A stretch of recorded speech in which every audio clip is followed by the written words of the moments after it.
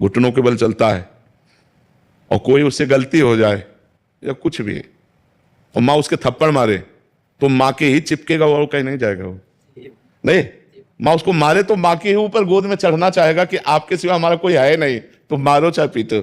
ऐसा ही भगत होना चाहिए कि गुरु या इष्ट के प्रति वो प्रतिकूलता भी दे तो उन्हीं की तरफ बढ़ना चाहिए, उनसे पीठ नहीं होनी चाहिए, उन्हीं की तरफ बढ़ना चाहिए।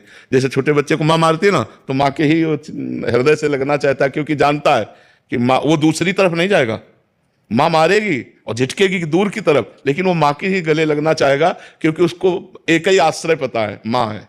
अगर कोई बाहर भयभीत कर रहा है तो भाग के ना आ पाएगा, तो यहीं से पुकारेगा माँ माँ माँ। बस ऐसे ही हमारी भक्ति होनी चाहिए कि अगर हमें भय लग रहा है तो राम राम राम, राधा राधा राधा, कृष्ण कृष्ण कृष्ण। और अगर हमको प्रभु ही भय दे रहे हैं तो हम प्रभु की तरफ ही भागे, दूसरा कोई उपाय नहीं बचने का, दूसरा कोई नहीं बचा सकता। भय उनसे मिला तो निर्भय भी वही करेंगे, उन्हीं की तरफ भागे, हे नाथ आप ही बचाओ, आप ही हमारी रक्षा करो।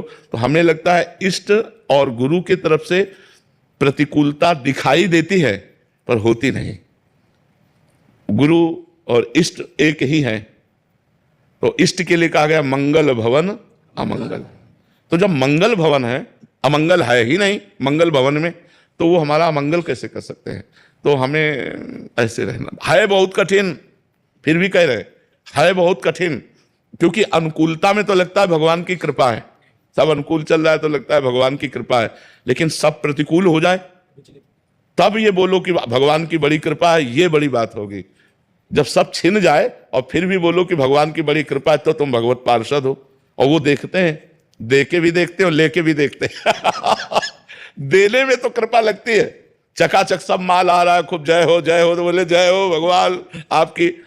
और जब झाड़ू लगा दिया, सब हटा दिया, अब भी विशुद्ध कृपा है, कोई ना कोई राग है जिसका नाश करके भगवान हमको अपने तक बुलाना चाहते। पर ये है कठिन, ये दवा बहुत कड़वी है, ये वही कृपा करे तो समझ में आवे। ने प्रतिकूलता जब देते हैं और फिर उनकी कृपा देखे, ये बहुत कठिन बात है कि नहीं कठिन बात। अनुकूलता में तो ऐसा लगता है कि बड़ी कृपा है, लेकिन जब दुख आए, विपत्ति आवे, प्रतिकूलता आवे, संकट आवे, और उस समय हम बोले कि भगवान की बड़ी कृपा है, ये बहुत कठिन बात है। और भागना भगवान की तरफ ही, चाहे जितनी विपत्ति हो, उससे बचने का उपाय केवल भगवान है। दूसरे किसी में इतनी सामर्थ्य नहीं कि हमारी समस्या का समाधान कर सके। वो खुद समस्याओं में फंसा हुआ है तो समाधान क्या कर सकता है। वो हमारा शोषण कर सकता है, पोषण तो कर नहीं सकता।